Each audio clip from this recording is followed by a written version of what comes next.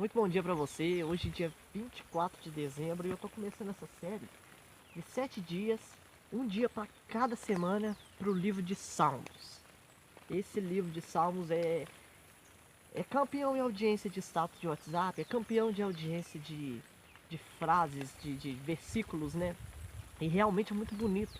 É um dos livros mais cativantes, são hinos, são canções de louvor, de adoração ao Senhor. E eu queria hoje, no meio dessa chuvinha aqui, começar a falar com você que não leu ainda o livro de Salmos. Para ler, a gente vai estar estudando um resumo de 20 Salmos por dia, são 7 dias. E aí no sétimo eu vou colocar para 30, né, para dar aí os 150 Salmos. E eu queria que você lesse por dia, começando hoje, 20 Salmos. Se você não conseguir, né, deixa para outro dia. O que você conseguir você lê, mas é importante que você tente ler, porque os salmos são pequenos, né? Alguns são um pouquinho maiores, é verdade, mas a maioria dos salmos são pequenos. Então você consegue ali dividir manhã, tarde, noite e fazer esse propósito aí da leitura dos salmos, vai te edificar bastante. E eu quero colocar o resumo da palavra de Deus para você, hoje do Salmo 1 ao 20. Amém? Deus te abençoe. Vamos lá. Primeiro Salmo, Salmo 1, versículo 2 e 3, já começa a falar que uma pessoa correta ela não deve fazer. Olha o que uma pessoa correta não deve fazer.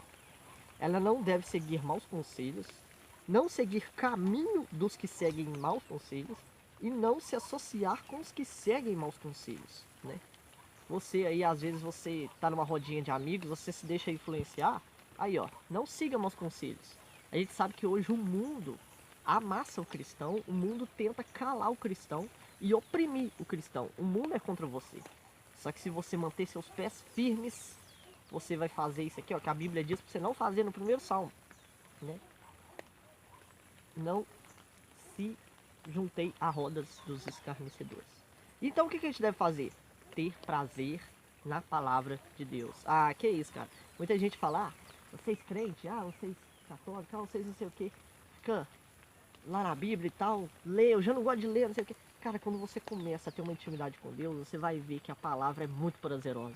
Estudar a palavra, ler a palavra, ver alguém falando sobre a palavra, adorar por meio da palavra, canções que falam da palavra, é tudo a palavra. Foi a única coisa que Deus deixou aqui na terra pra gente seguir. O que ele não deixou um amuleto, ele não deixou um sei lá o que. Não, ele deixou a palavra.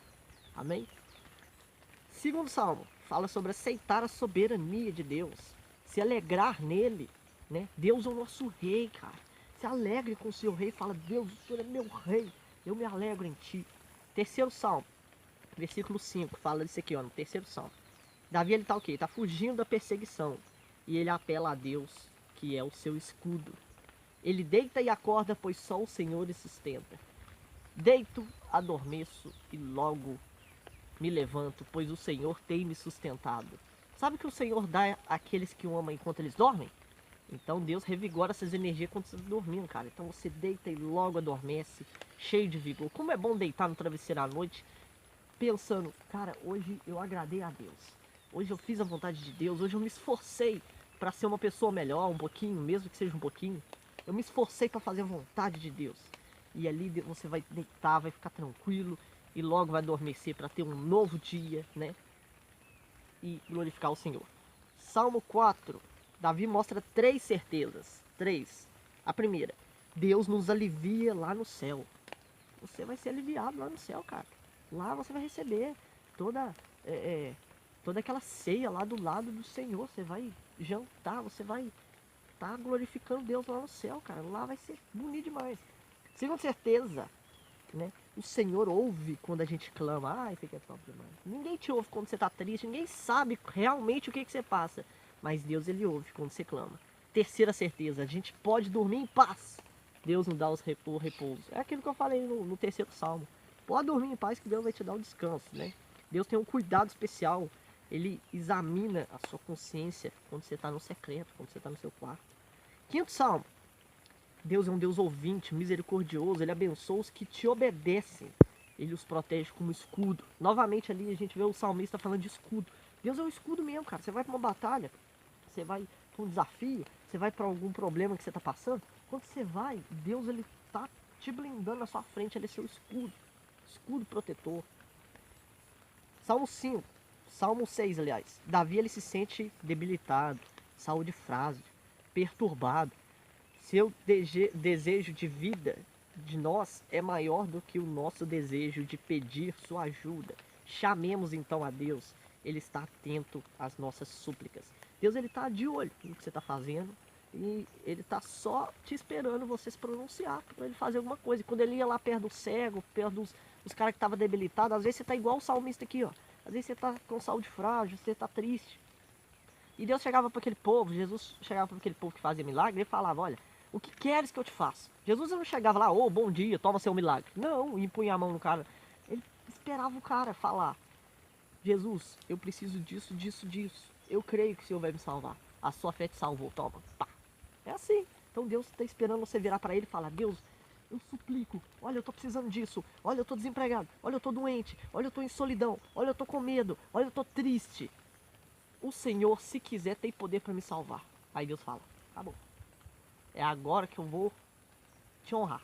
E aí Deus vai e faz milagre na sua vida. Amém? Capítulo 7, Davi, ele pede proteção a Deus daqueles que o querem destruir. Ele diz, seja feita a justiça de Deus, né? Ele se submete ao juízo divino. Deus é nosso escudo. Eita, lá vai o escudo. E agora, Salmo 8, esse salmo aqui, cara, é um dos salmos mais tops que tem. Eu diria assim, uma top 10 de salmos. Esse aqui tá no meio. Olha só o que diz o Salmo 8, versículo 3 e 4. Quando olho para as estrelas, o céu, a lua, que é um simples ser humano para que te importas? Cara, isso aí eu já vivia na minha vida, induzido pelo Espírito Santo, antes mesmo de conhecer esse salmo aqui, ó. E direto. Eu andava de noite e eu sou um cara fascinado pelo céu e eu olhava o céu e falava, cara, e uma das coisas que mais me fascina no céu, tanto de noite quanto de dia, é o quanto nós somos pequenos. Olha o céu, cara, é imenso. O que será que tem de mistério lá no céu?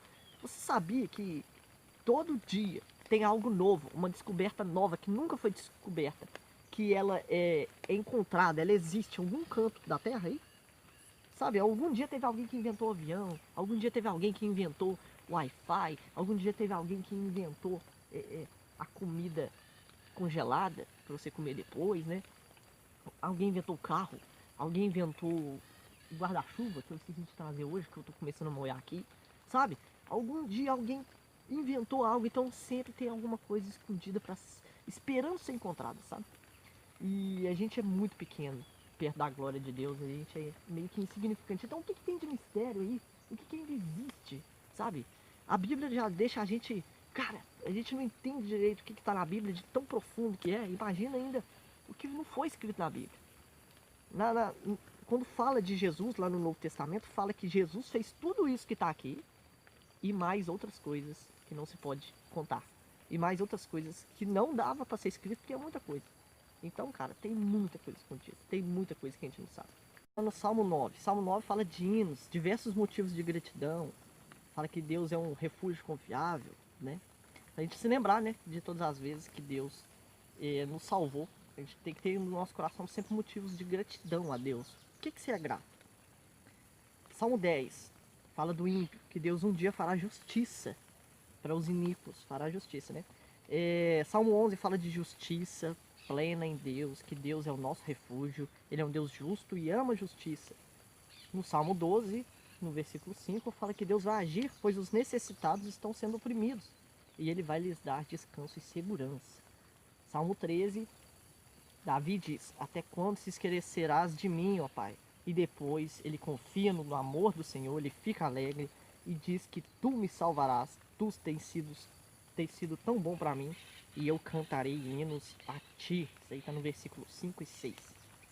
Salmo 14 fala de corrupção e salvação, que tem pessoas que nos surpreendem, pois têm uma vida toda dedicada em fazer o bem, e que nossa natureza é corrompida, mas que no céu Deus olha todos que se corrompem.